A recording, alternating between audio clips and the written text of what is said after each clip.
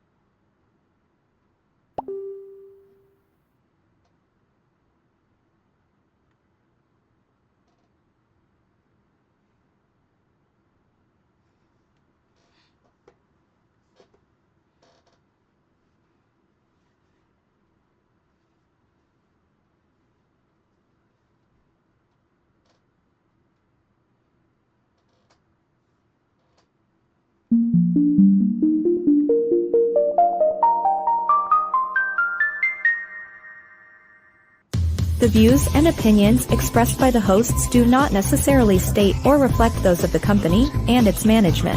Furthermore, the views and opinions of the guests do not reflect those of the hosts, the show, the management, and the network. This show may require parental guidance. Okay, magandang araw muli sa lahat ng sumusubaybay sa aming programang Kalikasan Kalusugan. At andito na naman kami sa second segment kasama si partner Jill Alir at saka kasama mamaya makasama natin si Dr. Alan Landrito. Kaya magandang araw sa buong Luzon, buong Visayas at buong Mindanao. Magandang araw sa lahat sa ating mga OFW sa iba't ibang dako ng mundo. Magandang araw din po sa inyo, pati na taga Washington, Pinoy. Kumusta po kayong lahat, mga taga Washington, Pinoy? Ayan, kasama sa lahat ng mga OFW. Diyan sila si Ma'am Estinile Reyes, sila po ay kasama natin ngayon, si Sir Fred Reyes, si June, si Jan, si Cecil, at saka si Ma'am Panaga. Ayan, si Ma'am Nancy Panaga dyan sa Washington Drive. At saka kumusta din po sa taga-Australia. Ayan, si Ma'am Rimchi Mier at saka si Tomsky at sa iba pa. At saka si Ma'am Jassy dyan sa Berlin. At saka si Ma'am Eva Hober sa Germany. Kumusta din po kayong lahat dyan. At saka si Ma'am Teresita Ponsica dyan sa may Paris, France. Magandang araw. At si Ma'am Ging sa Hong Kong. At saka si Mike. Ayan. At saka si Cory dyan sa Dubai. Ayan. Kumusta po kayong lahat dito sa Pilipinas? Ngayon ay maulan. Ayan. Pabugso-bugso ang malakas na ulan at patuloy pa rin ang pagbaha sa ibang lugar dito sa Metro Manila at saka karatig lugar dito sa ating dito sa Mega Manila. Ayan, kasama ang Cavite, Laguna at Bulacan. Patuloy pa rin na nagkakaroon ng tubig. Ayan, partner, kumusta partner? Medyo may kaano ka, no? But mamaya pala, makasama natin si Dr. Alan Landrito at RV. Mamaya baka papasok si Doc Alan. Medyo late tayo ngayon ng konti, pero okay lang. At least patuloy pa rin tayo nagkakaroon ng programa. Partner, bati ka partner eh. Alam ko nag-alala ka dahil hindi na tayo, akala mo wala na tayong program eh. Hindi, baka mali yung pinasok ko. Kaya natawag ka. Anyway, so magandang araw sa inyo. Ang topic natin ngayon prevention and treatment during calamity or flood, no? Usually calamity na ang nilalagay ko kasi pwede ring may lindol. Nangyari. Yes. Ay napunta sa evacuation center. Pwede tayong dahil sa flood, pag inabutan tayo sa trabaho natin o sa lumabas tayo, or mismo yung bahay natin biniha. No? So, ano ang mga dapat natin gawin? Kasi unang-unang nating isipin ay yung tinatawag nating kuan.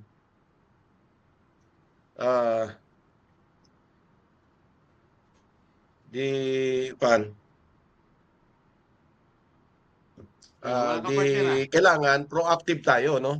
kailangan lagi tayong handa, no? Hindi dapat na kung kailan tayo magkasakit, pag tayo nalusong, tandaan ninyo, ang delikado kasi ngayon ay what you call this Leptospirosis. ang no, ang delikado kasi ngayon pagka ikay whether you like it or not, no, na nakatampisaw ka, nakatampisaw ka sa ano sa tawag dito sa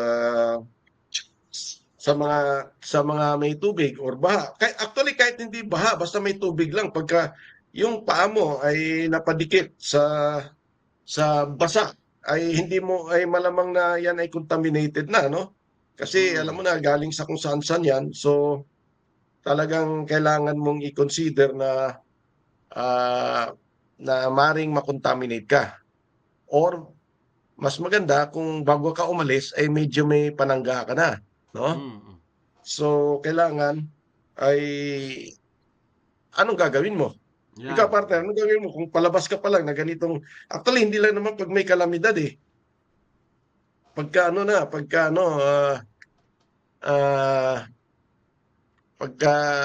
labas mo pa lang, expect mo na ikay mababasa dyan, no? So mga tumatakbo dyan na tubig sa kalsada, either galing na yan sa mga umapaw na mga Kanal. estero o na mga kaya posibleng makontaminate ka, no?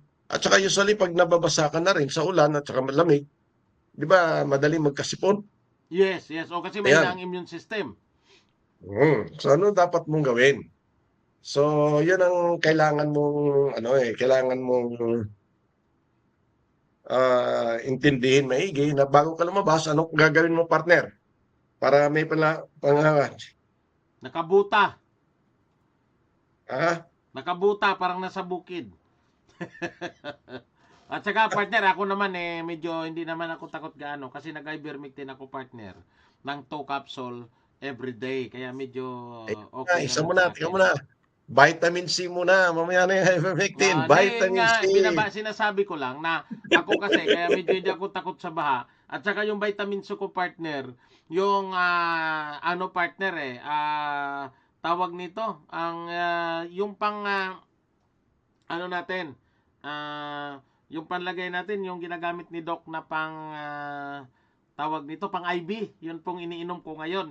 Medyo Vitamin C. gumagamit Araw-araw mo iniinom yun? Ha? Araw-araw mo iniinom? Yes, oo. Ilang ml?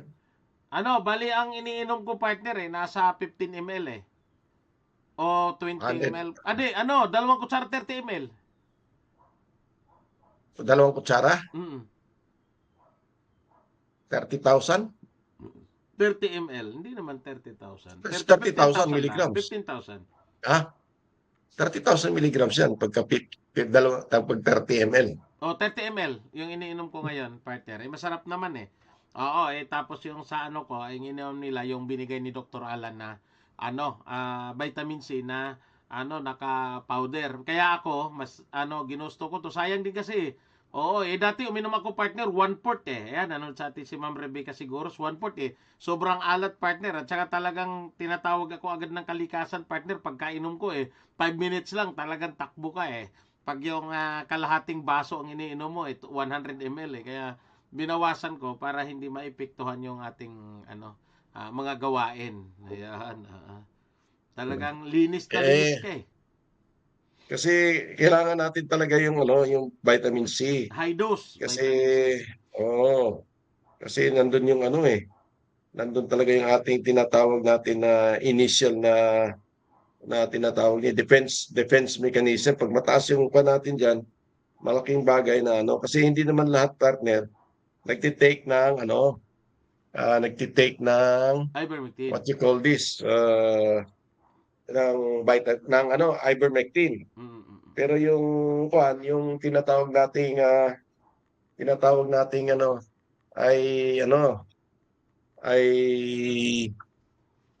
tawag nito, ang IBM para doon sa ating merong IBM. Kaya iniano ko na.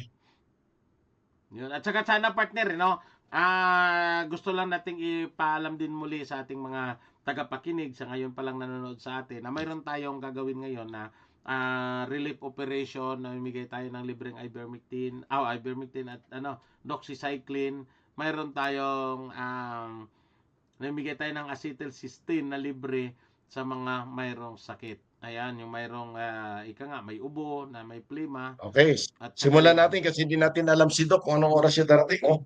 Anyway, sige. Ang first natin is pagka ganito may mga masamang panahon. Okay? So, importante, kailangan handa tayo, proactive tayo. Huwag natin hintayin na tayo magkasakit. Oh. So, number one is vitamin C. Kailangan siguro naman kung wala kayong mga kasi hindi naman lahat ito kumukuha ng vitamin C kay Doc Alan eh.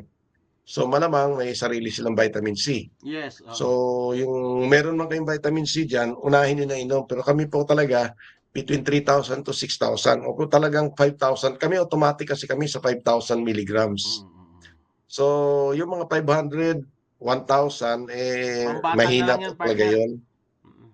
Tapos hindi lang yun, malamang na ang tawag nito, medyo yan, what you call this, baka may mga halong niyan partner, may mga halong zinc, may halong calcium na vitamin C. Mahirapan kami magrekomenda na damihan niyo yung inyong sula. So dapat pure, purong lang vitamin C, sodium ascorbate. Sodium ascorbate. Kasi pagka 1,000 milligrams na po na vitamin C, medyo na po yan. Acidic na sa tiyan. Baka magreklamo na kayo. Kung ascorbic acid lang. So, ito yung inano namin na mag-vitamin C po tayo. 5,000 milligrams bago tayo lumabas. Para at least paano yung ating katawan may panangga. Sa kung ano man. Actually, yung sama lang ng panahon partner na mabasa ka. Pwede ka na magkasakit kasi babagsak ang iyong resistensya. Pero kung meron kang panangga na vitamin C sa katawan, maulanan ka ba dyan, nalamigan ka man dyan sa labas dahil nga matagal ka nakasakay o kung ano man, natumirik yung mga sasakyan mo, naabot ng baha o kaya na-traffic kayo at hindi makausod at bandang unahan ay may baha. So iba na rin yung meron kayong vitamin C. Yes. No? Of course, magbaon din po kayo ng tubig kasi hydration, pag kayo inabot ng baha, baka oras ang abutin nyo, iba talaga. Kaya lang, baka maihi kayo, ano?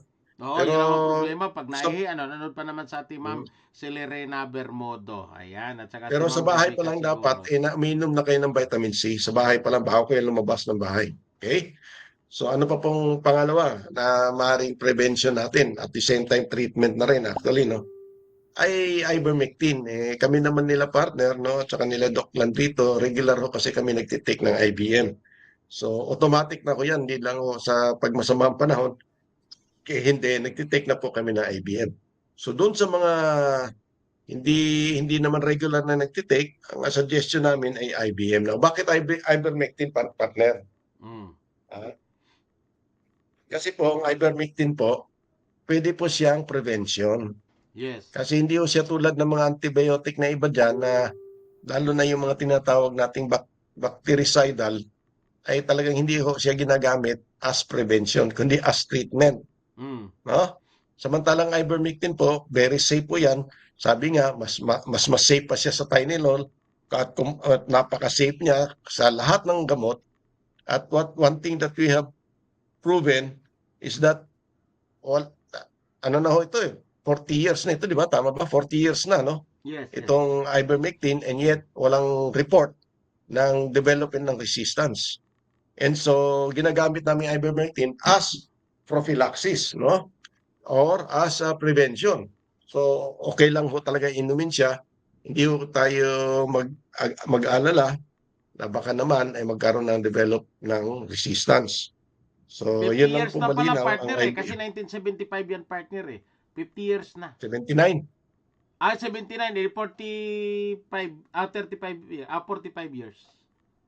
45 years. So yun ang pandyan, no? Makikita ninyo na it's alright, no? Gamitin to as prevention, no?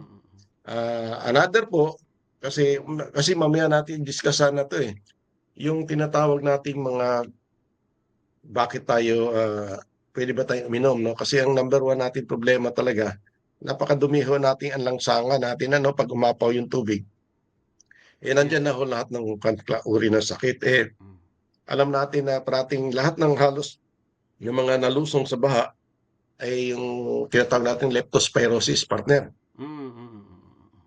Ngayon, bakit po talaga ito importante yung automatic tayo magkaroon ng prevention sa leptospirosis pag nabasa yung paa natin? Depende nga po kung gaano kataas, partner, ha? Yes. Kasi po, sa totoo lang, yan ay pag umabot na ng tuhod, usually yan, ang talsik niyan, medyo nababasa pati ano natin. Likod.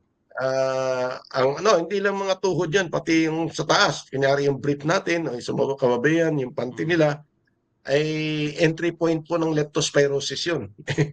Alam naman natin na ang leptospirosis ay sakit ng ano yan, partner, no?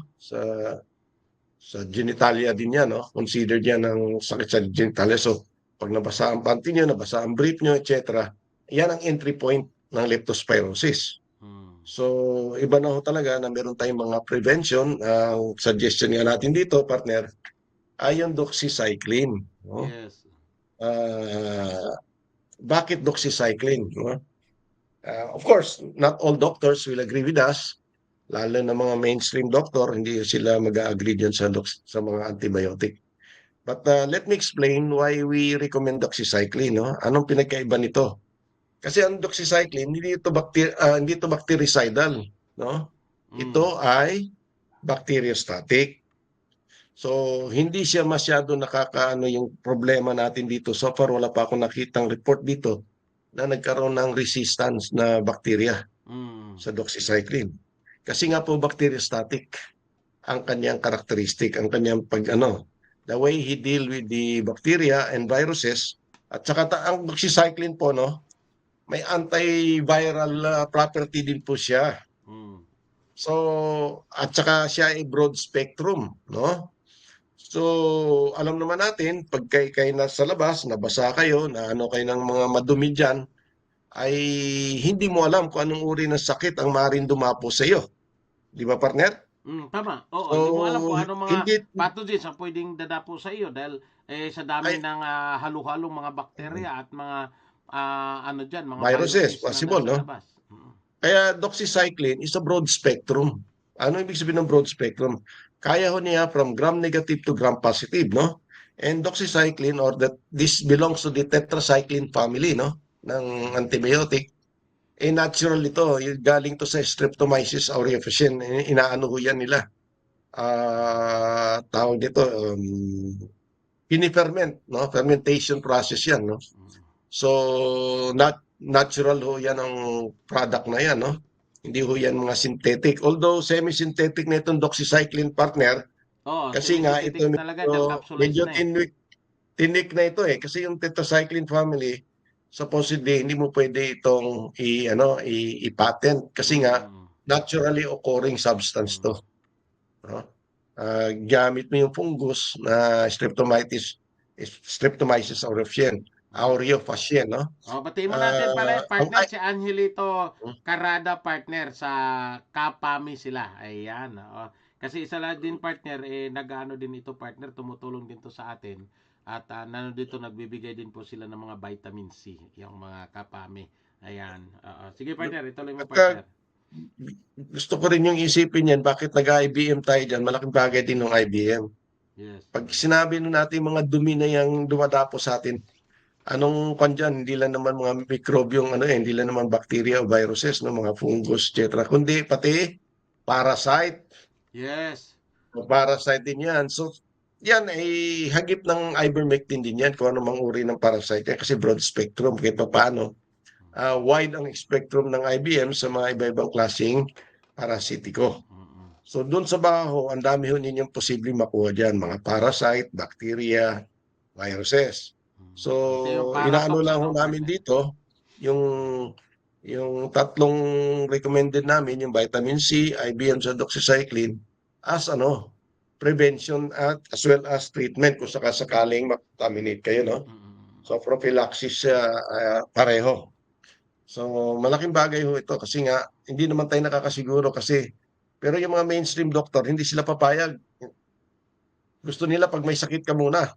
Oo, yung lumala mo na ang sakit, bago kanila bigyan o kaya gusto nila sintomas lang ang bibigyan nilang lunas. Ayaw nila yung kaagad yung mga vitamin C, ayan, yung mga kung ano-anong mga produkto na natural na mapuprotektahan ka o yung ma-prevent yung mga karamdaman mo. Gusto nila magkakaroon ka muna ng sakit para bago kanila bigyan ng gamot. Ayan. Ito kasi dapat intindihin natin, ano? Mm. Pag kayo nilagnat, okay? Anong gagawin na pagka ikay pumunta sa doktor? Nilagnat ka na eh. Paracetamol ka agad Sa yan, doktor. partner. Nilagnat ka eh. Ha? Ano? Paracetamol ka agad yan pag may lagnat. Oo. 3 times a day ka agad yan. Hindi ka pa bibigyan ng antibiotic niyan. Yes. Oo. Tatanungin siya, kailan ka pa nilagnat? Ngayon lang po, o kagabi. Ang problema diyan, ganito 'yan. Pag ikaw nilagnat, para sa akin, ibig sabihin may infection ka kasi hindi naman Yes, magre-react yung tama. katawan mo, immune system mo. Mm. Kung wala kang infeksyon, walang pumasok na mikrobyo sa katawan mo, na yung threshold level ng iyong tinatawag na resistance mo ay lumagpas siya doon, na-overcome niya yon. Mm. Kasi kung hindi na-overcome ng mikrobyo, yung tinatawag na resistance sa katawan, natural resistance mo, ay hindi ka dapat lalagnatin. Okay? Mm. So, napansin ko yan kasi sa mga anak ko, partner, pa-check up natin kagad yan. Say, okay lang, bibigyan ka lang ng uban. Kung medyo konting ubo ka, bibigyan ka ng pang-ubo. Mm. No? Bibigyan ka ng pang-sipon. No? Bibigyan ka ng hindi ka bibigyan ng antibiotic. Eh, napansin ko, partner, pag umabot ng 3 araw, 4, iba na eh. Palala na yung sitwasyon ng takbo ka uli sa doktor. Saka pala sila magbibigay ng antibiotic. So, nakikita ko usually pagka ganyan, partner, bigyan sasabihin na nila, ano na natin yan. Kumpay na. Anong tawag yan? Anong tawag niyan, partner? Yung ipasok sa ospital, may ano na natin, Confine. confine. Oo. So patay ka na sa gastos. Mm. Wala ka kan kasi iyak na nang iyak yung bata, hindi makahinga dahil sa sipon o kaya sa taas ng lagnat. Naka-oxygen na yan, partner. Iyak. Naka-oxygen na yan. Oh, Naka-antibiotic naka-dextrose na na yan. yan. So, ang nangyayari, nakita ko, teka muna, ba't hindi natin ginagamot agad ng maaga? Pag nilagnat na, may infection na yan. Ganun din naman manghuhula din lang naman sila pagka lumala ng sakit. Hindi naman nila alam kung ano yung sakit. Basta bibigyan ka lang ng antibiotic. Pag hindi gumaling, baguhin yung antibiotic. So, hindi na ako sumusunod. Ang ginagawa ko, inaano ko na kagad, ginagamot ko na. So, hindi na lumalala. So, yun ang naging sistema ko na proven ko rin sa ilan yung anak ko So, hindi na ako nasunod ng gano'n na sinasabi nila. Kasi nga, lalong lalala yung sakit kapag hindi nyo. Yan ang ginawa nila, partner, sa COVID, di ba? Wala silang binibigay na gamot. Wala silang ibibigay. Hintayin nyo lumala ka, diretso hospital ka. Nalala mo? Nung COVID? Wala silang Kaya yan nga nirereklamo Kahit nga dapat bigyan ka mala ng kung ano-anong gamot, prevention, wala talaga sila ibibigay. So, yung COVID, SARS ang tawag yan, SARS-CoV-2 Ibig sabihin yan, severe acute respiratory disease. Ang ibig sabihin na severe and acute, ibig sabihin na matindi na sa maiksing panahon. So, within 24 hours, magkakatalo, lalala na yung sakit mo. Delikado na posisyon mo. Di ba? Saka palang bibigyan ng gamot yan. Kaya marami namatay doon kasi nga they refuse to provide immediate treatment at tinintay muna nila na talagang ilang araw ka muna may sakit bago ka pa nila gagamutin o bibigyan talaga ng So, nangyari no, marami namatay. Okay? Kasi SARS-CoV-2 severe acute respiratory, severe na acute pa. So, 12 hours nagkakatalo. 24 hours nagkakatalo. So, makikita mo talaga, tinarantado tayo ng Big Pharma noon. Yung mga doktor noon, sumunod sa protocol nila na walang ibinibigay kahit ano. Dapat Wala vitamin diba? C Naalala mo kaagad, noon? partner. Ayaw. Kapag ganong may lagnat, bibigyan nila kaagad ng vitamin C na mas high dose Sino? Dapat yung may lagnat, dapat bibigyan na kaagad ng high dose na vitamin C. Tayo, sa recommendation natin, hindi yung hospital. Hindi yung mga doktor. So, hindi mangyayari yun pagka sa mga doktor yan. Hindi nga maniwala mataas na yan. Baka 300 lang ibigay, 500 lang hindi papayag ng mga libo-libong kanyan, mga talagang inaano ka na, sinosuppress ka, no? So di tulad natin na talagang nagbibigay talaga tayo kagad ng high dose na vitamin C. In fact, may prevention tayo na 5,000 milligrams bago kayo lumabas. Kayo mga may sakit diyan, tingnan ninyo kung talagang ano na talagang ano tayo, proactive tayo, no? So again, ating recommendation dito is that how to prevent prevention and treatment during calamity or flood. Kasi number one source ng mga mikrobyo, contamination, nangyayari yan sa isang baha. Yes.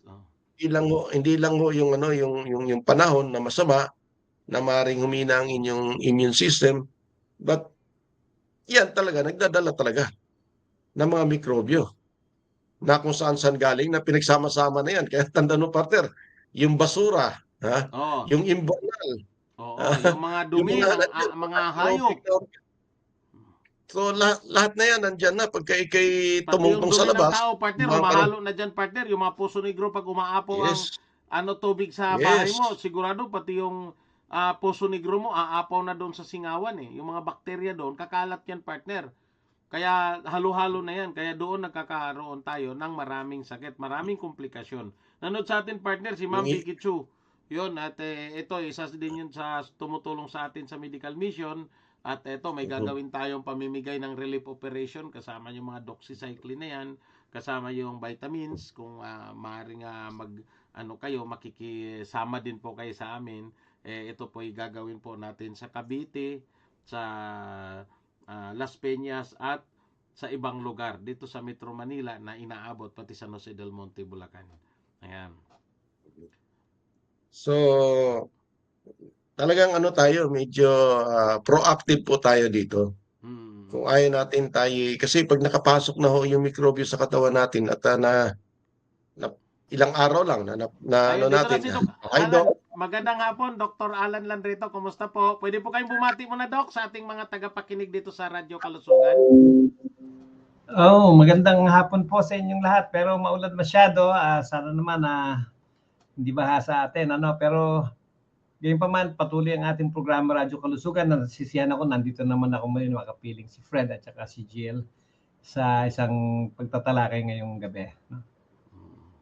Na-postpone nga, Doc, yung ating medical mission dahil hindi makatawid sa Mindoro. Ayun, i-adjust na lang baka sa susunod na mga linggo pag wala ng bagyo. Ayun, kaya tayo patuloy pa rin tayo magbibigay ng tulong sa mga tao sa pamamagitan ng ating pag-broadcast kung ano ang dapat gawin natin sa panahon ngayon na baha dahil nga yun nga, Doc, na lumalabas nga, Doc, sa mga pahayagan at saka sa mga sa Facebook, sa YouTube na kailangan po na mag-doxycycline tayo kasi para po maiwasan po natin yung leptospirosis. Ano pong magiging rekomendasyon dyan sa dyan, Doc, sa mga nabaha, nakalusong sa baha o yung inaabot ng bahay na baha na nababasa yung mga paa o kung anumang parte sa katawan. Paano ba yung doxycycline? Parang nagiging ngayon, Doc, katuwang nung ivermectin. Magaling na antibiotic yan kung sakaling nagsisimula ng mag-ubo or sipon o lagnat o trangkaso, di ang dose niyan 2 capsules kaagad initial, then 1 capsule yung susunod na araw every day for 1 week. Pero kung prophylaxis lang para dito sa tinatawag na leptospirosis, 1 capsule daily for 3 days or 3 to 5 days. Okay, salamat. Look, yung pinaka-topic natin kasi, prevention and treatment during calamity or flood. Kasi ang number one na request ngayon kasi, ang daming binaha. Kahit hindi kayo lumabas, sa bahay nyo binabaha, no? So alam natin na during this ng flooding na ito, there is always a great possibility ng contamination ng different types of diseases na nandyan kasama dyan sa tubig, sa baha na yan. So ano-ano po ang mga possible na talagang mga diseases na maaari nating i-prevent o ihanda natin pag tayo ay nabasa. Yun lang tayo lumabas ng bahay at may mga umaagos dyan na tubig, pwede na tayong makontaminate. Di lalo na po yung talagang hanggang tuhod na nababasa. Ano-ano pa mga other diseases na concern natin during flood na kung saan nabasa yung mga tao? Yeah, prominent nga, nabanggit na yung leptospirosis kasi kung nasa urban setting tayo, nandito tayo sa metropolitan Manila or nasa syudad, no? Mga tao, thickly populated, syempre, maraming mga nakatagong mga daga dyan, maraming mga ganyan. So yung mga daga niyan umiihi, sumasama doon sa tubig. So doon tayo pwedeng matransmit sa atin yung leptospirosis na yan, ano kung yung mga sugat yung o kahit galos lang yung ating paa. So pwedeng maging entry point na yan, no. Pero syempre hindi lang naman yun na binabantayan natin, maraming pwedeng mga food and waterborne diseases, usually mga infectious diseases, no. So ang pinakamahalaga kapag nasa ganito tayo ng kalamidad at may baha, dapat nakastore na tayo ng isang malinis na tubig na may inom, no? So kung sakaling doubt tayo kung ano yung lumalabas sa gripo natin, dapat pinapakuluan. Ibig sabihin, yung nasa gripo, kahit naman hindi naman walang disaster, hindi naman natin dapat iniinom, di ba? Pero kung chlorinated yung iba kasi iniinom, hindi naman dapat rin, ano? So dapat siguraduhin natin na maayos yung source ng food natin. Kung gagamitin panluto yung tap water, dapat kumulo. Kumulong-kulo. Pagkukuluan. Tapos siyempre, gawa ng panahon, laging basa ang mga tao, madaling kumalat dyan ng mga virus, mga respiratory virus, madaling sipunin. Pero kung makaka-high dose vitamins tayo kagad, protektado tayo. At kung makakainom tayo ng ivermectin, 1 capsule, kahit daily, protektado tayo, malakas ang immune system natin, immune response natin. Tapos high dose vitamin C, 3,000 to 6,000 milligrams daily. Hindi ba tayo basta-basta tatalaban ng mga sakit? Dok, nagtanong sila sa panahon daw ngayon ng baha, yung form daw ng vitamin C na gawa nyo, ilang dami daw ang dapat inumin araw-araw? Di ba may scoop naman nakasama yun, yung form nyo na vitamin C? 3,000 na agad yun isang scoop, pinapadalawa ko para 6,000. Tapos yung neutralize ng sodium bicarbonate scoop, isang basong tubig, so that they get the maximum na daily allowance ng vitamin C. Actually, it's not really maximum, yun yung upper limit ng recommended daily allowance. Pero kung if you're targeting certain problems, kung may sakit na, pwedeng mas mataas pa doon. Yun lang pang prevention lang yung 3,000, 6,000. Ngayon, sabi nila, bakit ang taas? Ang alam namin, 500 lang. Yan po ang recommendation ng International Society for Orthomolecular Medicine. Talagang kailangan ng katawan natin ng ganung kataas na vitamin C to function in the maximum potential natin. Ano? Kailangan mataas lagi ang vitamin C. Kasi ang vitamin C, ang premier nutrient, this is the most important nutrient na kailangan ng katawan natin. Ito yung repair vitamin na anything goes wrong sa katawan natin, kung may vitamin C tayo, nagre-repair ka agad. Kung may mga pathogens din, kasi alam nyo, ibang concept kasi ang naunawaan ng orthomolecular no? Medicine na talagang kailangan natin yung ganung kataas na vitamin C. Kung meron tayo lagi noon, yung white blood cell for example, yun yung security ng katawan natin, yung nagpo-protect sa katawan natin, nag-iipon ng maraming vitamin C yan. Nag-i-store siya ng maraming vitamin C. Pag may pathogen or may cancer cell, haharapin niya yan, initiate siya kagad ng Fenton reaction. So, mapupuksan niya kagad yung pathogens or yung cancer cells. So, dapat laging mataas yung intake natin ng vitamin C. Okay. So, Doc, ang recommendation natin dito, sabi ko nga, ay prevention. Alam na natin na maulan at mabagyo, no? Kung ano mang abutin natin sa daan, sinasabi nga, dapat proactive tayo. Nagtitake na dapat tayo ng vitamin C bago tayo lumabas. Tama, Doc, di ba? Then, yes. Pangalawa, yung IBM na tinitake natin. Kasi, why IBM? Kasi, bakit IBM, Doc? Sige nga, Doc. Nag-expound. Ang ivermectin, it increases immune response. Pinalalakas kagad ang immune system natin. No? So, kapag gano'n, ready, alert yung natin, yung mga white blood cell, yung mga immune cells natin. So, alam natin, mahirap yung sitwasyon na ganyan, na na baha. Tapos Mm. sumusulong sa tubig.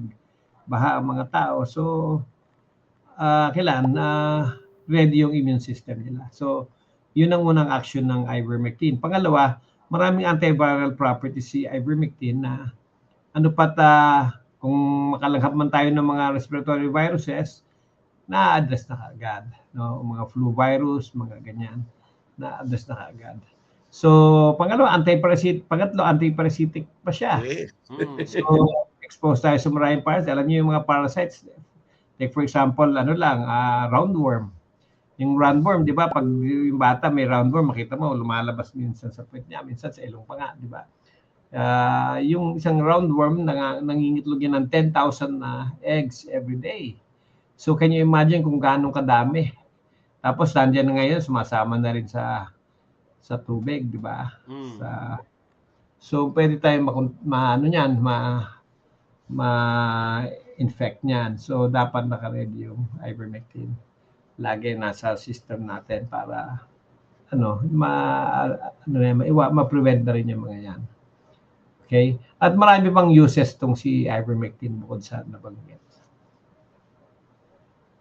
Okay. So, tamang-tama lang, Doc, na cover natin yung what are the types of diseases na posible makuha natin sa baha, no? Una nga, yung leptospirosis, yung mga foodborne and water diseases, at saka yung respiratory, covered natin ng vitamin C, tsaka IBM, and of course, parasites. Kasi baha na ho yan.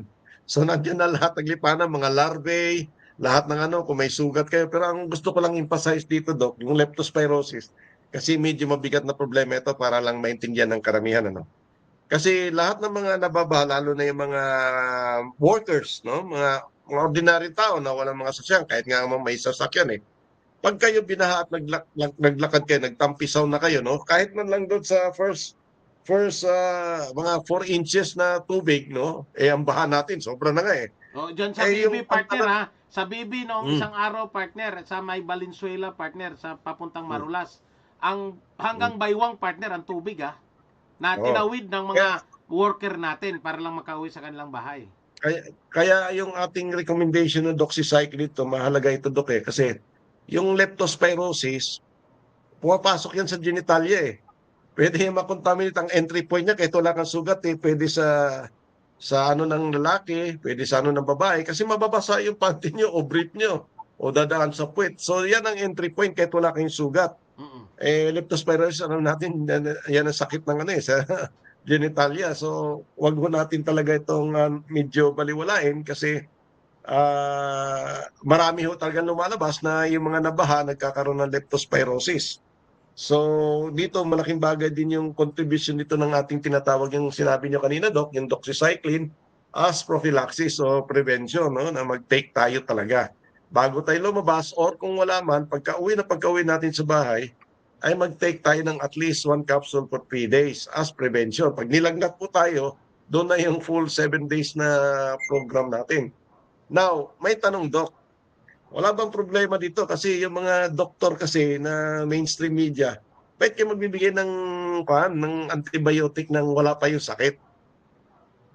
Mm-hmm. Let's say doxycycline po, Doc. Yeah, talaga namang ang tawag diyan prophylactic dose. Inuunahan mo na, di ba? Kasi there is every possibility na expose ka dahil susulong ka nga sa baha So, yan. Kasi alam ho ninyo, ang nakakatakot ng leptospirosis, hindi simpleng sakit ito. Pagka nadali tayo, ang microbial in charge at involved dyan ay yung tinatawag na spirochetes. Malalaking bakterya yan, na sinisira ang atay, sinisira ang kidney. Kaya pag nadali niyan, within 1 month, pwedeng mamatay ang pasyente dahil magki-kidney failure, magli-liver failure at the same time. Di ba? Kaya better one step ahead tayo, preventive na tayo, may prevention tayo, Kasi maraming situation na hindi maiwasan talaga susuong ka sa baha. Bibili ka ng pagkain ng pamilya mo, lahat ng dadaanan mo may baha, o di-expose ka, di ba? So dapat meron ka ng one step ahead ka, meron ka ng preventive measures. So pag tinake mo siya, di nasa blood mo lang yung doxycycline. So kung may nakapasok man, di namamatay na yung spirochetes na yan, ano. Yan. So, that is how important this prophylactic measure is. Of course, it's not only doxycycline, pwede ring cotrimoxazole, pwedeng chloramphenicol, pero hindi na ginagamit yung chloramphenicol ngayon, no? Yung cotrimoxazole ginagamit pa rin. Pero recommended nila doxycycline para simple na, ano, na paraan para very efficiently na prevent natin magkaroon ng ma-infect tayo ng spirochetes o ng leptospirosis. Tsaka Doc, para lang idagdag ko lang, yung leptospirosis, nakakabaog ito. Nakakabaog ito, Doc. So hindi biro ito, para lang malaman ng mga tagapakinig natin. Sakit ito ng mga baka, Doc eh. yung isang doktor ng vet dito sa UP noon, expert yan sa leptospirosis o mga brucellosis eh. Siyempre, paray siyang dumudukot sa baka eh. Eh talaga na-infect siya, naging baog siya. So naging baog siya, although paano siya, aware siya sa mga ganung diseases. So nakakabaog yan. So hindi ho pwedeng baliwalain natin yung leptospirosis. Now, why doxycycline, Doc? How can we explain bakit it's still best to use doxycycline than any other drugs? I'm sure you have a better answer, Jill, kasi linya mo yan, no? But ang excellence kasi ng doxycycline, bacteriostatic siya, so that means hindi nagkakaroon ng resistance, no? Pero may antiviral property din siya, no? Yeah. At specific siya sa spirochetes, then effective siya doon sa bacteria na yon, no? At siya ang tinatawag na drug of choice for prevention ng nitong leptospirosis. Tsaka yung doxycycline. Sige, Doc. Hindi, yun lang. Ikaw na. Yung doxycycline kasi, broad spectrum ito. Okay? Alam natin pag nag-wade tayo sa mga dumi, etc., hindi naman natin alam kung ano yung microbe yung pumapasok sa ating katawan eh. Di ba? Kaya sabi nga dito, meron diyang foodborne, may salmonella, which is a gram-negative, no? As broad spectrum, kahit gram-negative o gram-positive, kaya niyang labanan ng doxycycline. Yung ibang mga antibiotic kasi, pag bactericidal, ay karamihan doon, specific lang yun. Either they are gram-positive or they are gram-negative. Plus, yung mga tinatawag na bactericidal talaga, mabilis dyan ang tendency na magkaroon ng resistance. No? Unlike kung bacteriostatic, ang mode of action ng doxycycline is bacteriostatic. Okay? So, yun ang advantage ng doxycycline. Why we consider doxycycline as the drug of choice? One is it's a broad spectrum. Second, it is bacteriostatic, where hindi siya makakaano masyadong tinatawag na resistance. In fact, ang doxycycline came from the tetracycline family, no? Which is a natural, no? Pero yung doxycycline kasi second generation, kaya ang tawag niya semi-synthetic kasi medyo tinwik na yan ng big pharma no? Kasi I believe it came from first oxytetracycline, which is the natural, ano? Kanyan Streptomyces aureofaciens ang kanyan, piniferment yan na mga fungus at kanilang byproduct yan, yung tetracycline family. Then oxytetracycline, may clotetracycline yan. And then itong doxycycline, palay ko dalawang OH na nilagay dyan. So ano na siya, new generation no? na tetracycline family. So semi-synthetic siya. So broad spectrum, ang pa natin dito kasi, pag lumabas tayo sa tinatawag natin sa baha, lahat ng uri ng sakit pwedeng pumasok sa atin. Yes, hindi naman natin nadidetect agad kung ano. So kung mag-prevention ka, dapat wide ang iyong protection. Which is why ivermectin also acts as a broad spectrum. May antiviral siya, may anti-ganito siya. It enhance your immune system. So at least covered natin na kung ano man maaari pumasok sa katawan natin, we are assured na somehow covered natin. No? Yun ang advantages nitong ating tatlong recommendation na vitamin C, ivermectin, saka doxycycline under these circumstances. No? Maski respiratory, kaya din niya yan. Pag may viral, kaya din ng kanyan, IBM. So itong tatlong item na recommended natin, Doc, ay they actually, ang tawag niyan what you call this? Anong term ganyan? Parang complementary sila. No? Complementary sila. Nagtutulungan sila sa Nagtutulungan. sa mga mga sakit na maaaring posibleng pumasok sa katawan ng tao. Kaya I think we have a very good recommendation using vitamin C, IBM, doxycycline given these circumstances. For example, calamity. Yung mga tao na nandyan sa mga nasa mga Doc, yung mga lugar na Information yung clear. evacuation center, mga evacuation center, no? Ang daming tao diyan kung ano sakit yan, ano mga mag-aawa-awa niyan. So with this program natin, I believe masyadong wide yung ating coverage para yung tao ay hindi magkasakit given this tatlong product na combination natin, recommendation natin. Yeah. Pagka titingnan natin ang DOH, ang bibigay lang nila doxycycline 2 capsules single dose, di ba? Then do that every week. Yun ang kanilang bibigay. Pero I don't know kung magbigay sila ng vitamin C, baka 500 milligrams lang. 500, diba? Doc, namimigay sila ng 500 yung may zinc. Di ba, Doc, kasi itong Spirochetes na, di ba isang sunitic to na disease, Doc? Tama ba? Yes, you can say that kasi galing sa rats ang niya. Kumbaga galing sa hayop na ililipat patungong tao. 'Yun.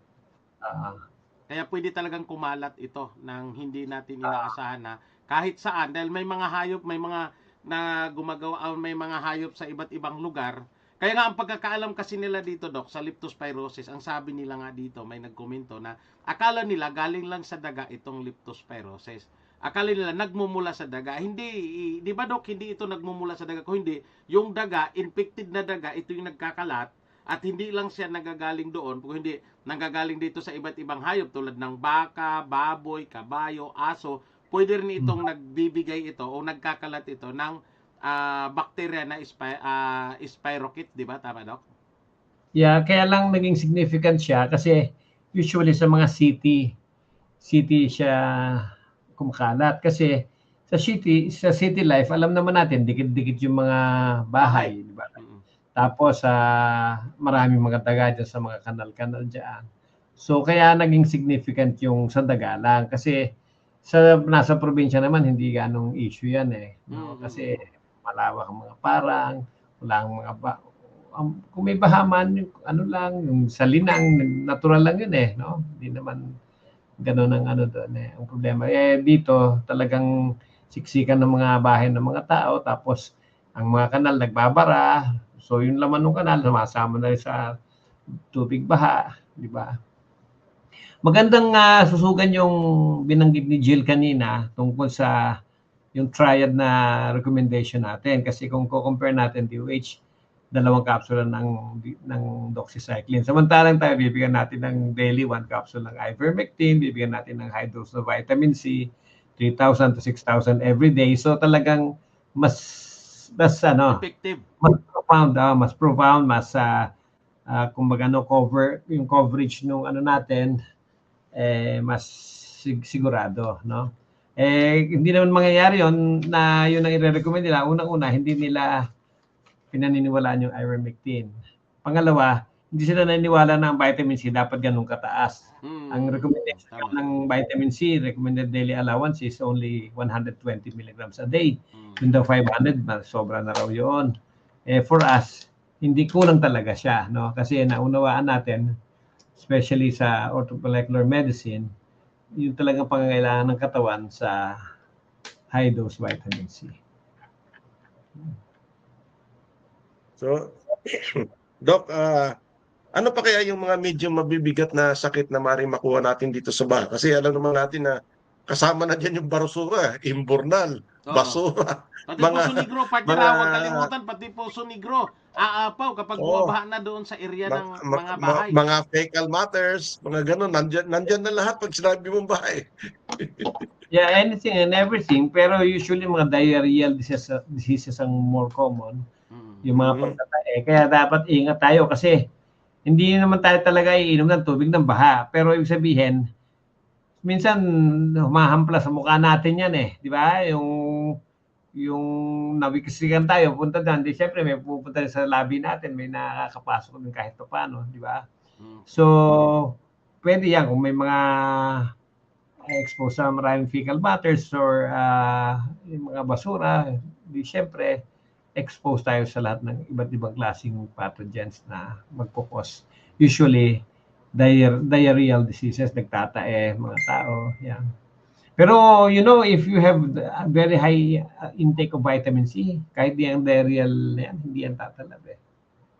Basta mataas ang intake natin ng vitamin C. No? Kaya nga itong ating programa, bakit natin sinuggest yung tatlong mga nito, prevention na ito. Kasi at the same time, we are talking on a wide scenario. Ika nga, pati nakasama na dito yung mga nasa mga rehabilitation tawag yan, evacuation center. Oh. Oh, kasi nandiyan so far ngayon, Doc, may 50,000, 70,000 na tayo mga nasa evacuation center. Baka hindi lang yan, partner, ha? Kasi reported lang yan, partner. Maraming nag-i-evacuate na hindi nare-report pa dahil nga medyo mahina ang mga LGUs na nagbibigay ng report doon sa evacuation. Kasi yung iba nga, pupunta na lang sa evacuation na wala nang ibang magagawa. Kung hindi, pupunta at magsama-sama sila sa isang lugar na hindi naman property ng government. Mayroong mga ganong lugar, partner. At may nagpupuntahan sa mga covered court na hindi alam ng local government. Kasi nagdedepende lang yung report doon sa tinatawag nating ng MDRRMO. Oo, mayroong hindi ito pasok. Dok, sabi ni Dr. Aisha, regards daw ni Dr. Alan Landrito. Nanonood si Dr. Aisha. At saka thank you Dr. Aisha. Yung sinasabi niyo figure, Metro Manila lang yan di ba? Oh, Metro Manila lang yan.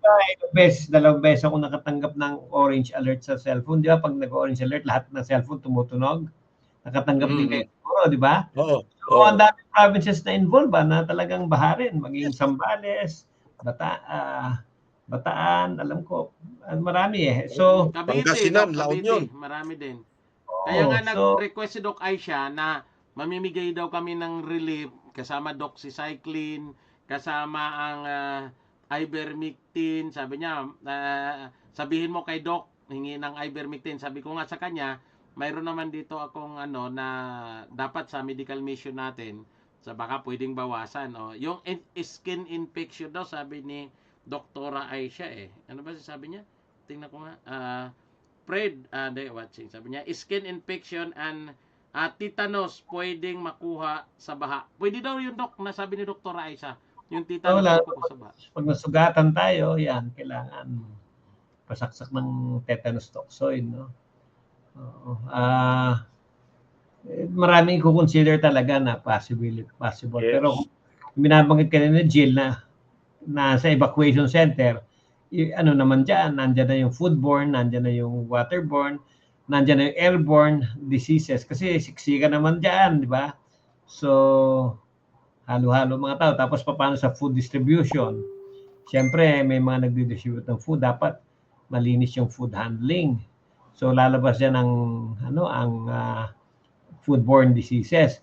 Paano naman yung mga comfort room nila? Oo sama-sama dyan, Doc. Sama-sama. Pag public use na, siyempre, paano yung sanitation nun, di ba? So, pwedeng kumalat talaga ang maraming diseases, no? Yan. So, nakakalungkot, dumating tayo sa ganitong punto na ang dami-daming lugar dito sa Metro Manila, pero hindi natin dapat kalimutan, marami rin sa ibang mga probinsya na may mga baha, may mga evacuation, no? At nandun sila sa mga evacuation centers. Kaya tama pala yung sinabi ni Dr. Aisha na focus tayo, Fred, sa Cavite, Bulacan, dahil ito ay hindi gaano nabigyan ng atensyon, lalong-lalo na sa mga liblib na lugar, doon tayo tutulong kasi wala daw namimigay ng tulong doon kasi kadalasan, Dok, sa namimigay doon ng tulong, di umano sa mga abot lang ng media, Dok. Doon sa madali daw titingnan ng media at nakikita ng mga tao, doon daw talaga nakapokus yung tulong ngayon sa mga local government at sa mga liblib, Dok. napansin din natin yan, nawala talaga. Kaya sabi ni Doc Aiza, doon tayo tutulong. Ayun, gusto nga niya sana, Doc, kung mayroon lang punto, sabi niya, Fred, baka pwede, mamimigay tayo ng noodles at saka yung, bigas. Sabi ko, titingnan ko dahil, medyo mahirap ang panahon talaga ngayon, kagipitan, Ang habol niya, pag walang photo op, wala doon yung, kailangan may yun photo nga op din napansin yung natin, Doc. Tama ba yun, Doc? Na, kasi nakapokus lang dito ngayon, Doc, yung mga marami. Hindi naman natin masasabi na yung local government gusto yan. Pero yung mga organizer, Doc, gusto nila, Doc, na tumulong doon sa may kamera o may mata nga nakatingin. Pero yung sa mga area talaga, Doc, ng mga evacuation center na higit na nangangailangan, wala talaga, Doc, hindi talaga naaabot, lalo na pag liblib na hindi na napupuntahan nga ng media. Ano masasabi mo dyan, Doc, sa pananaw mo? Medyo tahimik lang ako dyan. Pero meron din naman mga NGO na silently they're working, not necessarily for publicity. Talagang talaga namang sincero silang tumutulong sa mga tao, no? Kasi siyempre, this requires a big amount of capital, di ba? So dapat may mga pilantropo na ready na magbigay ng tulong. Kasi kung ganang atin lang, ano bang kakayanan natin? Di ba? Yung government, siyempre may pondo rin ng gobyerno, di ba? So pero marami ring NGOs na nakikipagtulungan, non-governmental organizations. Sabagay, totoo po yan. Kasi ang hilit lang ng grupo natin, bagamat hindi gustuhin man natin, hindi natin talaga kaya. Kaya, yun, sana maabot ng mga NGOs o sabagay, may marami naman ding mga grupo, na maliliit na grupo na talagang nagbibigay pansin. Kaya nga ako dito, nagtsatsaga na lang ako muna ng ang kinakaya ko lang na magawa ngayon, champurado.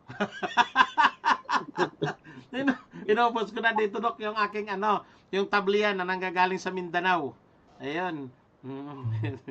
Yung mga evacuation center, habang tumatagal ang evacuation diyan, habang tumatagal yung na-stranded diyan, lalong mas mataas yung potential na kumalat ng mga infections. Tama. Kasi unang-una, walang tubig na available na panghugas. Yung sinasabi ng Coracia, skin, nalusok ka sa ba? Anong panghugas mo na malinis na tubig? Masasabon mo. Meron bang source? Kung sana may mga source yung mga evacuation center. Paano kung wala? Baldi-baldi, Doc.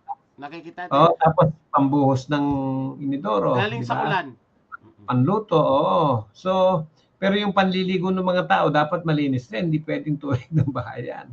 Kailangan meron talagang suitable na water source na panliligo ng mga tao. Kasi kung hindi maliligo, later on, dadami yung skin diseases. Tapos, pwede magkaroon ng breeding ground dyan ng iba't ibang infection. Baka dumami ang langaw dyan sa lugar na yan. So, tatransmit nito, vector itong mga to ng mga iba't ibang sakit. No? So, yung sanitation, mahalaga yan. Pagkikipagtulungan ng bansa. Tapos, yung iba naman, wala nang tuyong damit.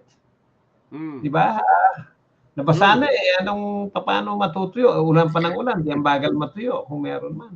Kung matuyo man, baka madumi, hindi na nalabahan. Paano yan? So, mahirap talaga yung ganyang condition. So, malaking trust talaga sa gobyerno na ma-address lahat yan. Okay. Doc, I don't think na meron talaga tayong evacuation center na kung saan nakadesign yung ilang CR at saka kompleto sa tubig. I don't think, baka yung mga evacuation center, isang CR, dalawa, the most is dalawa. Kaya hindi mo talaga maano yan. Hindi mo maano yung pagdating sa sanitation saka mga kwan. Ewan ko yan ang isa sa mga number 1 na problem dyan At saka yung partner, yung portable na CR partner, madumi talaga kasi walang tubig Ewan ko lang kung meron silang pamunas doon parati, panghugas, etc. Wala din yan sigurado yan. Kasi mabilis ang contamination. Di ba, Rul, kapag galing tayo sa CR, after, dapat hugas tayo ng sabon, di ba? Dapat nagsasabon. Ang tanong, may tubig ba? Wala. May sabon ba? Paano? Hindi pwede Pagka walang ganon, mahirap ang sanitation. So, yan na dapat talaga tulungan cooperation ng bawat isa. Actually nga, Doc, actually yan ang isang reason bakit karamihan yung iba na experience na yun sa evacuation ay ayaw talaga magpa-evacuate habang kaya. Kasi mas nagtitiis sa bayan. malala ang sitwasyon nila doon eh. Wala kang privacy, wala kang tulugan na maayos, wala yung mga anak mo, etc. Kaya actually, kung titingnan mo yung kanilang sitwasyon doon, kung hindi lang talaga lubog yung bahay ng mga yun eh, they would prefer to stay home. Kasi pag nandun sila sa evacuation, wala ka ng pag-asa doon. Wala ng tubig, wala yung hindi ka basta-basta makakadumi ng kung kailan mo gusto. Kasi nga, wala. Pila kayo dyan. Di ba? Yan ang isa dyan eh. Dapat, ewan ko kung dapat meron talaga tayong programa dyan ng gobyerno na pag sinabing evacuation center, dapat yung kompleto ng yung sa sanitation talaga. Tapos meron mga gripo dyan na open na nandyan yung mga hugasan. Hindi yung ano lang, yung normal lang ng mga gym na may mga CR, hindi makaka-accommodate as an evacuation. Yan ang nakikita ko yan, Dok. May nakakita ka na ba yung evacuation center? Na nakita mo ba na ilang CR, tapos may mga talagang ano? Nakakita ka na ba ng ganyan? Wala namang ganyan na Wala, idea. kadalasang evacuation center ngayon, ano lang, 2 pang babae, 2 pang lalaki hanggang doon lang. Kaya sa dami, pila-pila. Tapos yung gripo na hugasan sa labas, at least mga ilan lang dapat para sabay-sabay na nasa labas maghugasan. Walang ganon. Hindi, nakabaldi Dapat lang. sana kung talagang design as evacuation center, usually yan, mga gym lang yan eh. Tinawag na lang evacuation center, pero actually gym basketball lang. court. Tama. No? So, yun ang andyan eh. Yun ang nakikinikinita ko kung bakit it's a breeding ground ng disease-causing organism din yung evacuation center eh. Kaya pag-asa na natin dyan, Doc, ay ito na nga, kung maano lang sila, yung ating local government, ay may vitamin C, IBM, doxycycline, pamimigay nila. Yun na lang tsansa nila na hindi sila magkasakit yan. Otherwise, garantisadong mahahawa at magkakahawaan yung mga yan without this. Sana may protocol, Doc, na ganyan sa gobyerno eh, no? Sana may suggest natin itong protocol natin ito sa mga evacuation center to protect them from contamination kasi yung mga accommodation na ganyan hindi nila may bibigay eh. Mayroon Ano nga sa ako, tingin mo, Doc, Doc? na iniikot ngayon, Doc, dito sa mga, hindi lang naman kasi mga GW iniikot ko sa ngayon. Mayroong mga tao talaga na dadaanan ko dito sa sa may San Mateo, Rizal, na ang putik, Doc, nasa loob ng bahay, mga 12 inches hanggang 18 inches ang putik na pumapasok kasi yung baha, Doc, halos nasa first floor. Oo, maabot na. Pero hindi gaano ito nabalita ngayon. Pero mayroon talagang mga lugar. Kasi umikot ako doon sa area dito sa pagbaba ng Batasan, pakaliwa. O, dyan sa may area ng San Mateo hanggang papunta doon sa may Montalban. Ang dami, Dok, na lumubog yung tabi ng river ng Marikina River ang tawag nila diyan eh. Oo, talagang kaawa-awa yung mga tao, yung mga gamit na babasa. Bihira lang po, Dok, ang tumutulong. Mayroon nga, sabi pa nga sa akin nung isang grupo doon na mabuti pa kayo dumating. Yung barangay namin dito wala pa. Sinabihan ko na lang na huwag niyo hanapin niyo na yung barangay dahil ang barangay sa inyo lumubog din. Lumubog din yung barangay nyo eh. Oo. Kami ko, sabi ko nga, taga Quezon City kasi kami, kaya medyo maluwang-luwang kami, kaya kaming grupo ay tumutulong. Hindi lang natin masasabi na depende rin po kasi sa kalagayan ng tao. Kaya maaawa ka, Dok eh. Kaya nga ako sa sagana akin abot ng makakaya, ayun, nagbibigay tayo na nga yung doxycycline. Kaya lang medyo ang naibigay natin doxycycline doon sa isang banig lang muna, limitado eh. Oo, pero kung ang pamilya, Dok, mga 4, yun, 2 banig. Yun, kasi ilan na lang din yung doxycycline na titira ko. Tapos yung ivermectin, 20. Yun lang ang o 50 kapag may pamilya. Kasi at least nakasampu bawat isang tao. Tama lang ba, Dok, 10 ivermectin sa isang tao? O naman, pang prophylaxis lang naman. 1 capsule. Kaya tama lang yung binigay ko, Dok, pag 5, yung isang balot na 50. Pero pag nagawa ko nilagay ko sa may, ang tawag noon, partner, yung yellow, yung plastic ng yellow. Ginagawa ko tagsa 10. 20 yung nilagay ko doon kasi normal lang mag-asawa, 20 peraso para kahit papaano makakatulong. Ngayon, yun nga yung mga iba, mga vitamins kung ano. Kaya lang ang vitamins kasi na capsule, kadalasan, bihira na ngayon, Dok, nauubusan na ngayon ng tinatawag nating ano, yung sodium ascorbate, kadalasan ascorbic acid eh. Kaya yun lang din ang maaabot natin. Kaya lang yung ano, okay lang ba, Dok? Tama ba na ang bigay doon sa acetylcysteine na ano is 2 beses sa isang araw kapag ang ubo ay o ang plema ay dilaw na 2 beses sa isang araw? Yeah, actually, pampaluso ng plema yon. Kailangan mag-antibiotic din kung nag-uubo. No? So, 1 to 2, Sa iba 3 times pa, oo. Kung acetylcysteine. Pero meron naman ng carbocysteine yun, pwedeng 3 times a day. Hindi, ang available kasi Pero dito sa bahay, Doc, is acetylcysteine. Kukuha ako ng sample para mas makikita niyo acetylcysteine. Pero, Doc, Once a day, twice a day pa, okay rin. Kung matindi talaga, kahit 3 times a day. pero Doc, ilang days? Alam ko, limited lang yan dapat eh. Ilang days dapat lang maximum? 1 week, wala namang ano yun. Kahit even more, ano naman yan eh, sustain yan eh. No? Hindi talaga, kasi pampaluso ng plema. Hanggang may plema ako, binibigay ko, hindi ko nililimitahan. Ang experience ko dyan, Doc, ganito kasi.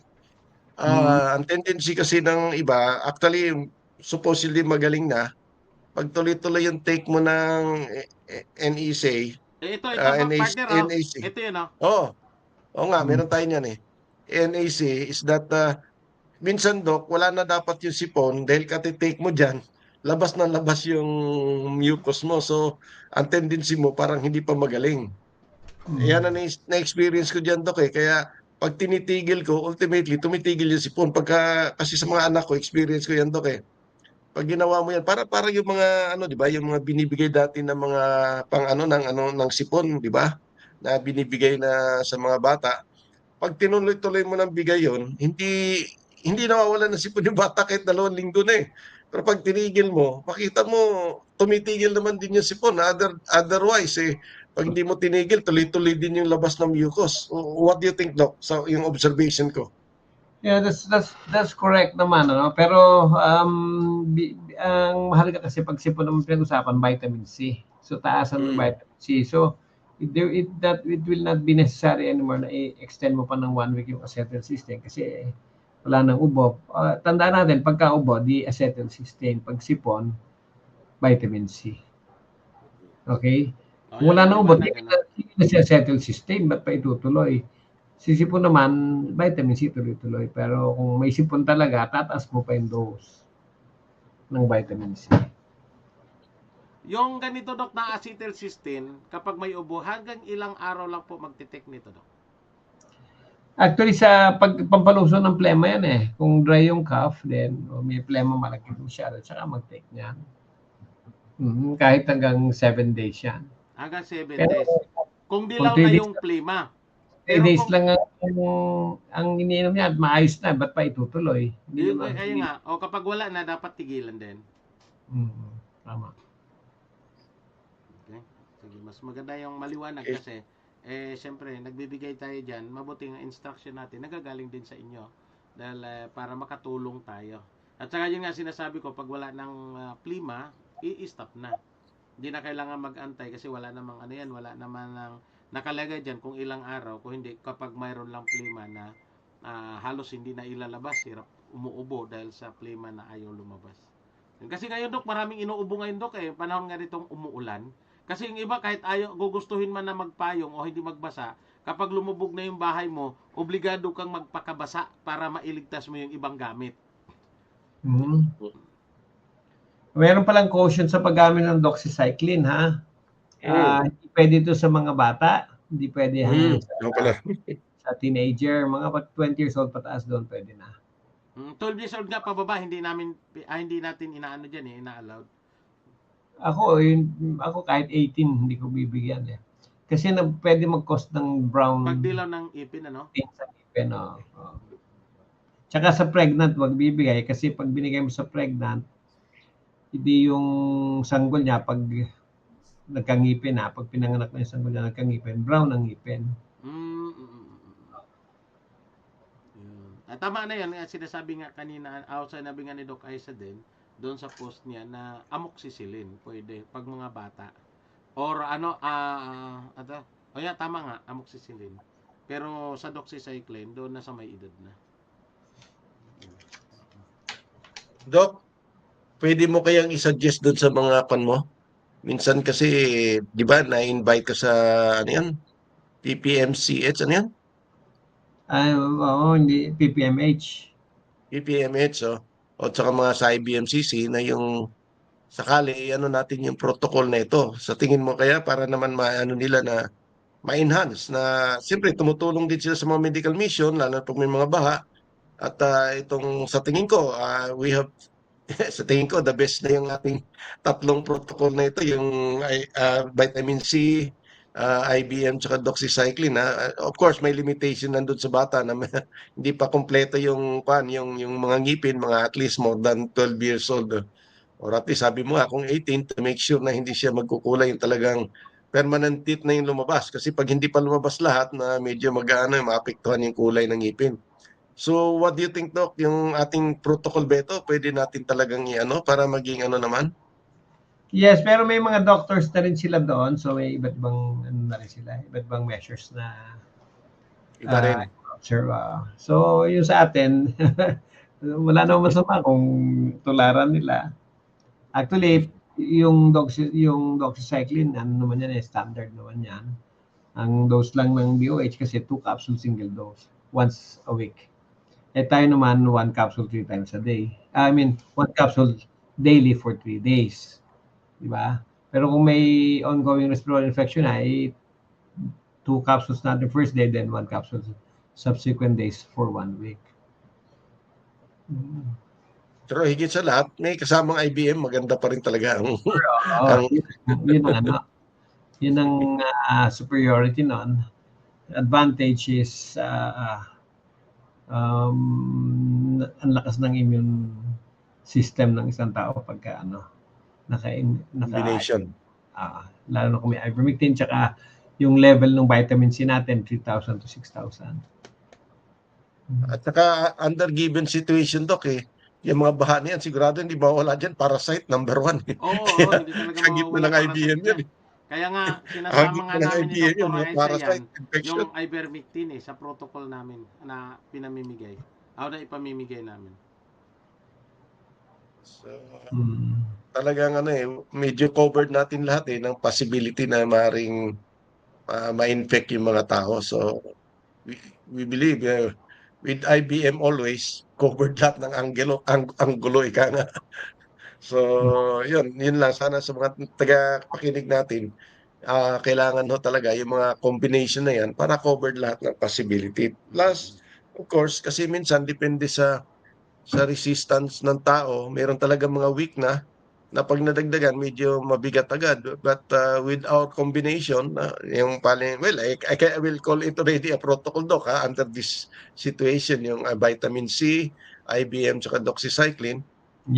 At least, medyo tayo dyan, safe tayo dyan na covered yung mga tao sa sakali man na hindi na lumala yung kanilang, kung kahit ma-infect man sila, ay hindi magiging ma-suppress agad yung ganung mga problema. So, sana maintindihan ng ating tagapakinig kung ano yung reason natin, bakit natin yung combination na yan.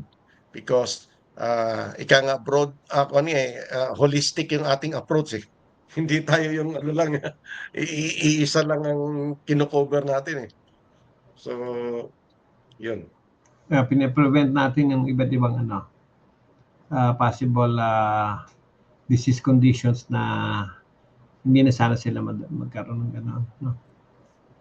Kasi isipin nila, pagka ganitong sitwasyon na kalamidad, wala nang doktor na asikaso sa isa't isa ninyo dyan. Lalo na dito, Doc. Ngayon, tuloy-tuloy pa rin ang pag-ulan. Kumusta naman dyan sa inyo, Doc? Ulan pa rin? Ulan, umuulan. Sa inyo, partner? Oo, ayun Ayun nga, walang tigil. maulan nga Init, uulan na naman. Nakakalungkot nga dahil imbis na yung mga lumulubog na, tuloy-tuloy pa rin yung babaha. kahit na tulungan na, nalinis na, ganun pa rin. Kaya talagang mahalaga pa rin na tuloy pa rin yung mga pag-iingat ng mga kababayan natin sa panahon ngayon. Yan. Kaya dapat mag-ano na sila agad ng ay vitamin C. Yan. Tuloy-tuloy ivermectin, tuloy-tuloy silang uminom ng ivermectin para maprotektahan yung kanilang kalusugan. Ano pang Okay. Doc? Ano pang pwedeng ipayo mo sa mga tao ngayon sa panahon ngayon na itong tag-ulan na ito? Kasi may bagyo pa, Doc, na kasunod, dalawa pa raw na pwedeng pumasok. Ganun ba? Ay, bukas ba may pasok pa ba? Wala, may pasok na ba estudyante? Wala pa rin. Wala, Bukas. nakalagay na, Doc, kanina na wala nang Sunod. pasok Ilang araw na, walang pasok. Hanggang Biyernes sabi na. ko, Oo, hindi, Hanggang bukas pa lang din ang ina-announce. Dapat ba 24 bukas? Wala na rin daw pasok Na, oo. So, Maliban parang itong araw na yan na hindi nagpapasok.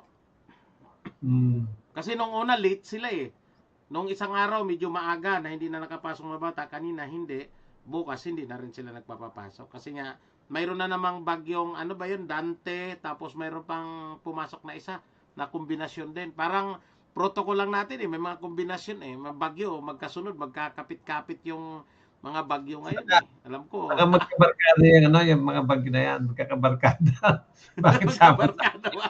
Magkabarkada. Kailangan na mag-anim na bagyo sabay-sabay o higit pa yata ng anim no? One after the other kung dumating Hindi pa tapos yung isa, nandiyan naman yung isa. Nag-i-invite pala, Sumunod kayo sa akin dito, maganda rin ito pasukin. Hindi ka din ngayon, Doc, sa pagbabago ng temperatura sa ating mundo, dito sa Pilipinas, sa Pacific Ocean, mataas masyado yung humidity, malawak, kaya ang bagyo tuloy-tuloy. Kaya nga, kasi kahit nasa labas pa siya ng par, nahahatak na yung habagat. Ito yung nagdadala talaga ng malakas na ulan, yung habagat, na tuloy-tuloy, kasi hindi pa nakapasok sa ating par. Siya nga pala, Doc, doon sa mga may comorbidities, do you have any other recommendation that we should be more aggressive? Yung mga may comorbidities na given this situation? Yeah, so you're talking about chronic illnesses, di ba? So, yan yung hypertension, diabetes, heart disease, di ba? Chronic kidney, arthritis, hyperuricemia, iba-iba, di ba? So, same thing pa rin. Iba kasi ang approach ko sa treatment itong mga to no? Pero, siyempre, iba naman to, crisis situation tayo di ba? Pero this chronic disease should be addressed in a different way. Yung different way ang paraan ko para tulungan at kung kaya i-reverse yung mga ganyang conditions, no?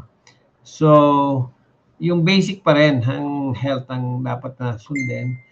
Even by itself, yung high dose vitamin C will be preventing a lot of these chronic illnesses na mag-accentuate, no? So, the reason why this chronic disease started in the first place is kulang sila ng tamang yung tamang diet, no? Pero kulang din sila ng supplementation ng most important vitamin, which is vitamin C, and another mineral which is very deficient sa maraming tao, yung magnesium. So kung i-address natin itong mga chronic illnesses, dapat laging inevitable yan laging kasama. Kinokorek ko yung intake ng vitamin C, magnesium, and then of course yung tamang diet. Pati yung mental health nila dapat na-address din. Kasi ganitong situation, dadami ang taong talagang nade-depress sa ganito. Siyempre crisis di ba? All of a sudden, nabaha yung mga gamit mo, nagkandasira-sira yung mga gamit mo. Tapos, walang trabaho, di ba? Walang makain. So, biglang crisis na naman. Although ang mga Pilipino, sabi nila resilient, pero I don't think yung human capacity, hindi, mahina lang talaga ang tao, di ba? So, hindi pwedeng sabihin na pabayaan lang yung kalagayan na yun. Kailangan tulungan talaga Yun. So, that's the thing. Yan, ito, parang matindi ang problema talaga. So,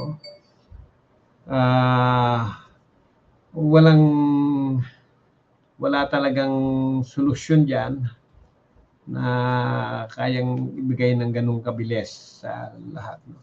Pero babalik tayo, it will boil down to one thing, dapat efficient ang government pagdating sa sa ganyan. Kaso nga, of course, mahirap nang magsalita, no? Alam naman natin itong bansa natin, mahihirap na mga tao, lagi pang may kalamidad, and yet ang gobyerno natin very inefficient, di ba? Kulang sa hindi naman natin masasabing resources kung titingnan natin human tsaka natural resources ng Philippines ang taas, pero bakit ang poverty natin ganun pa rin? Bakit ang mga roads natin, ang mga infrastructures, mga hindi na-address, miski health lang, di ba? Of course, they will say they're doing their best, no? Pero but frustrated ang mga tao. So these are other issues na ngayon na parang ganito yan yung isang pamilya, malalaman mo talagang strength ng isang pamilya.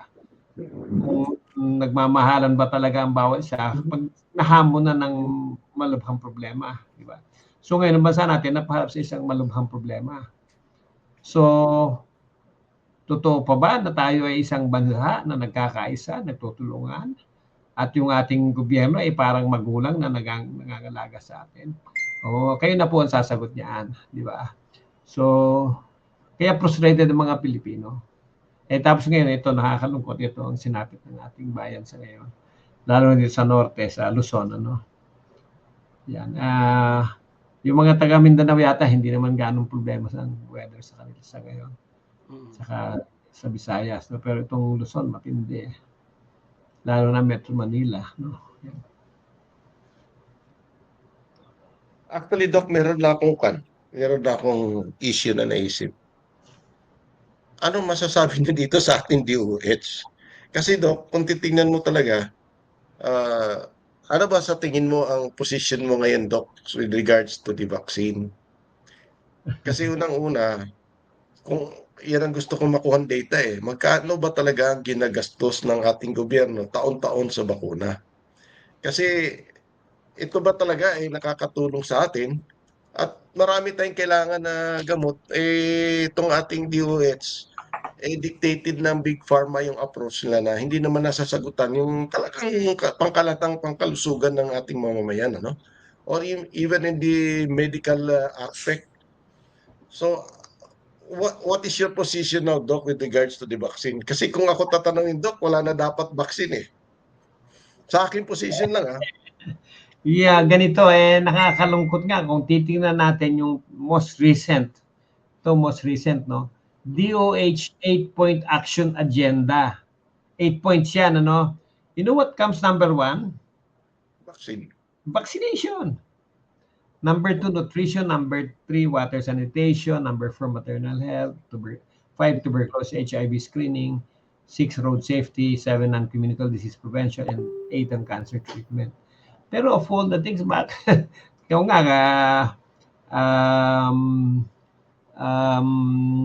very rational person, you know that this is, itong vaccination na to, walang, it has no import at all. It has not, it has not proven to be that beneficial to human society, to the human population at all, and then it's even harmful.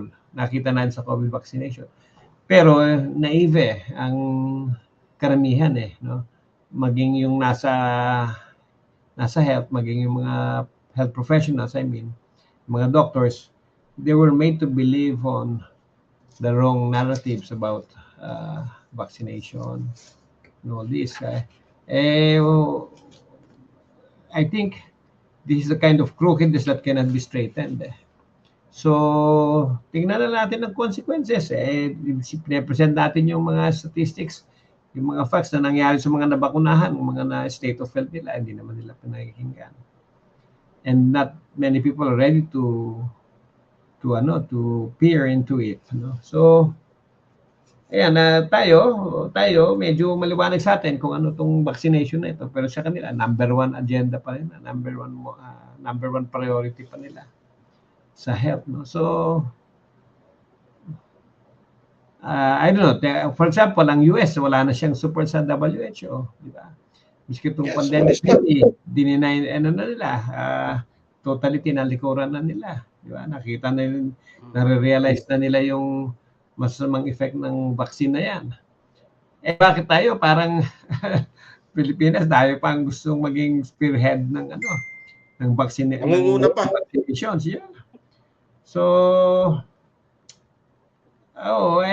ganito, we are all doctors. I mean, the people in the medical profession. Why don't we have an open conference or discussion about this? Sinosolo lang mga nakaupo eh. Yan pa, simula pa na ng pandemic, ganyan at ganyan na eh. Hanggang ngayon, ganyan at ganyan na eh. They want to have the total monopoly on this. All the say on this. So, wala eh. Dictatorial yan eh. So, wala tayong magagawa. Ganun talaga. So, ako, mas gusto ko nga, bahala na kayo, parang ganun. Eh, pero kawawa ang sambahayan ng Pilipinas. Yan talaga ang epektado dyan. Kawawa, oo. So, in our own humble way yan, medical mission na lang tayo. Mga ganyan na lang nagagawa natin. That's the best thing we can do. So, ayaw naman natin ng mga protest na ganyan. It's not going to solve anything. Magiging justification pa sila. Baka magkakaroon pa sila ng justification para sabihin na rebelde tayo or what, no? So, I don't know the solution to actually, Jill, no? Maganda yung question mo, pero it's so pathetic. Ganyan talaga ang kalagayan natin sa ngayon. Yeah. Actually, Doc, unang-una, kung if you look at this, no, ang antibiotic ng pharmaceuticals is for treatment. They will never give antibiotic as prevention or prophylaxis. Am I correct, Doc? Yes, of course. Yan ang... Okay. Yeah, di ba? Hindi pwede. Pagka magbigay ka lang pag may sakit ka. Okay.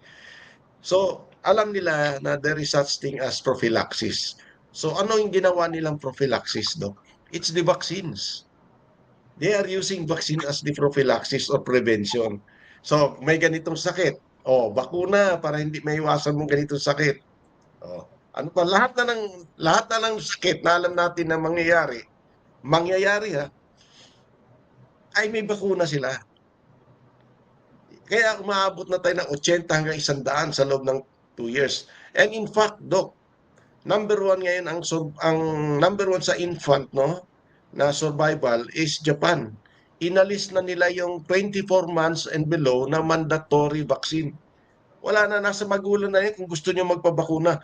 Wala na ho yung ganung programa ang Japan na bakunahan yung mga kabataan 24 months and below. Bakit ngayon hindi na matutunan ng ating DOH yan at mas wala pa tayong gastos? Kaya nga gusto kong malinawan kung anong ginagastos natin taon-taon dyan sa bakuna na hindi naman nag-garantya ng pag-iwas. Kasi yung iniiwas mo na sakit, ano yan eh, a disease that will never come. Kumbaga, hypothetical lang. Kunyari, mayroon vaccine ng leptospirosis din eh, di ba? Pag baka mahawa ka, injection ka ng bakuna. Baka mahawa ka na nito, injection. Hindi naman dapat ganun, Dok, eh. Kasi unang-una, karamihan ng sakit natin ngayon sa advance na natin teknolohiya, we have a lot of ang cholera, dati deadly yan eh. Alam na natin cholera, ano lang simple ng cholera? Dehydration lang naman yan. Kailangan ng liquid yan eh. Kailangan pakainin mo. You have all types of antibiotics eh. Vitamin C. Advanced na yung ating medical na kung ano mang sakit yan, measles and everything. Hindi naman sila deadly na para i-require pa yung vaccines eh. They are not, di tulad noon na talagang deadly pa yung mga ganyan na nangangamatay noon kasi yung hygiene and everything, we have hospitals. Hindi na talaga yan eh, uncalled for na ang vaccine. Dahil yung mga sakit na yan, in fact, hindi na yan, hindi, halos na-eradicate na nga halos yan. Hindi na nga nagkakasakit ang mga tani. Kung magkasakit na yung mga, yan mga matanda na, di ba? Minsan nagkaka-chicken pox, mga 40 years old. malakas na yung mga tao, pero yung samantala yung danger ng katakot-takot na bakuna sa mga infant na walang kalaban-laban ay mas matindi pa sigurado side effect ng bakuna kaysa doon sa mga it's supposed to prevent. So, talagang para sa akin talaga, Dok, kalokohan na talaga outright yung mga bakuna na yan. Wala na. Yeah. Tell me a disease na binabakuna, Dok, na hindi pa natin kayang gamutin. Sige, meron pa ba? Meron pa ba diyang binabakuna na hindi natin kayang gamutin? Totoo yan. Pero you have to see, Jill, no? Among the medical professions, I'm referring to the doctors, they look at vaccines as something sacred. If you say something against it, they won't listen to you anymore, no?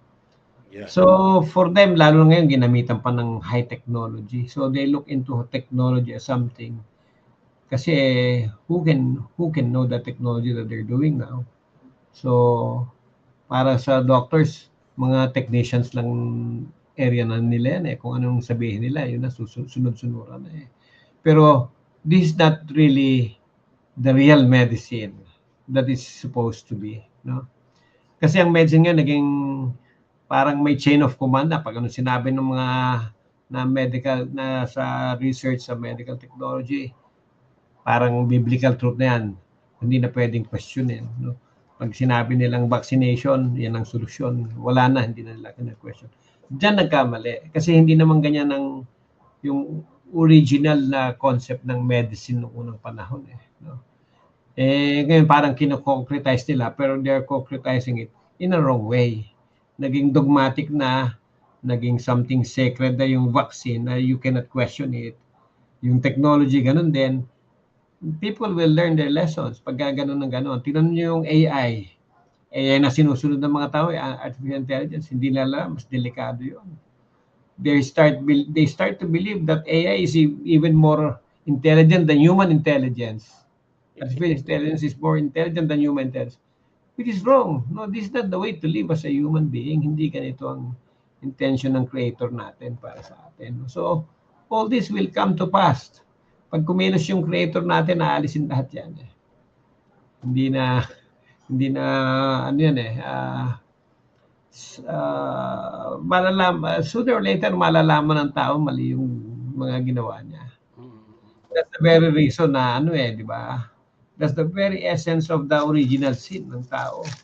They want to think that they are like the creator. They can equal the creator in terms of deciding what's right and what's wrong. Doon sila nagkamali. Kaya hanggang ngayon, nagre-rely sila sa sariling human intelligence now. What kind of intelligence they have when they are submitting their own human intelligence to the artificial intelligence that they themselves created? Wala no? So, kasi nakita nila technology, something na overwhelming, na-overwhelm sila. Akala nila itong mRNA technology, overwhelming, hindi na nila kailangan questionin kasi hindi superior. Parang ganun So, nawala na yung rationality, nawala na yung wisdom ng tao. Ganyan. I'm sorry to say, no, pero of all the people, of all the leaders, ang tinitingnan ng mga tao kasi, yung mga physician, pagdating sa health nila. Ang problema, itong mga nasa health professions, ganun ang naging mentality nila. So, disaster, di ba? Look at what happened with COVID. It's an airborne pandemic, which could have only lasted not more than 24 months, umabot 48 months or even more. Di ba? Ginamita kasi sila ng technology, kaya anong nangyari? Pero hindi nag-iisip mga tao, kala nila, wow, ang galing na ginawa natin, napigilan natin yung pandemic kasi nagbakuna tayo. Ganun lang naging kaisipan ng marami, which is, they were blinded to the truth na matatapos naman talaga yan. End of 2021, dapat wala na kung tama ang ginawa, kung hindi sila nagbakuna. Yan. So, they are submitting to their sacred God, the vaccines. Kaya, nakakalungkot. Ganun ang naging nila. Kaya, Jill, pag tinesyo natin yung vaccine, we are touching on sacred grounds. na ayaw na nila makinig sa atin. Yung tingin nila sa atin, anti-social tayo ay we are all kind of fools, tingin nila. Baliktad. Conspiracy theorist. Oo, ganyan ang ano nila. No? Yun. So, i-classify nila tayo sa ganon. Pero, we'll see. Ano bang mangyayari sa health ninyo? Ngayon, nang nakikita nila yung mga doctors, bagsak din ng mga health ng mga doctors. Yeah. Kasi nag-vaccinate sila eh. Oh, di ba? Makikita natin yan. Nagsisimula pa lang. Hindi pa naman ano eh. Kasi nag-vaccine. Anong bunga nitong vaccine ito? Implication nito will be for the next 10 years or more after they get the vaccine. So, it's a matter to be seen. Actually, Doc, ang shout out ko talaga dito, yung mga pediatricians. Kasi they are responsible for the vaccination of the children, of the kids. Eh, kung titingnan mo, Doc, hindi sa pagano, no, dito sa aming subdivision, ilan dito mga doktor, mga anak nila, dala-dalawa, autistic. Hindi pa rin ba sila natatauhan? Kaya nga, partner, ang ano kasi partner, Hindi nga lang nakondisyon mga na kasi doktor, partner, sila ay biktima yung din. utak nila na ito yung tama, kaya hindi na nga natin maano yan eh. Tayo na nga ang magiging ika nga kontrabida sa kanilang buhay kapag ipipilitan pa natin. Ayun, nga pala ano, overtime na pala tayo, partner. Napasarap, Okay. Dok, napasarap kasi yung ano natin, ating programa dahil sa ganda ng sinasabi mo. Kaya medyo na overtime na tayo. Okay, sige, pasalamat na lang tayo sa lahat ng mga nakikinig sa atin. Salamat sa Radyo Kalusugan, salamat sa Asol TV. Salamat kay Dr. Alan Landrito na sinamahan tayo ngayon kahit mabagyo at ang dami nating napupulot na mga magandang aral, magandang prevention na dapat nating matutunan para sa panahon ngayon na baha. Salamat din, partner, at ang inyong lingkod si Fred Boyles at kasama si Dr. Alan Landrito at saka si partner Jill Aler sa aming programang Kalikasan. Kalusugan! Magandang araw po sa ating lahat. Bye-bye.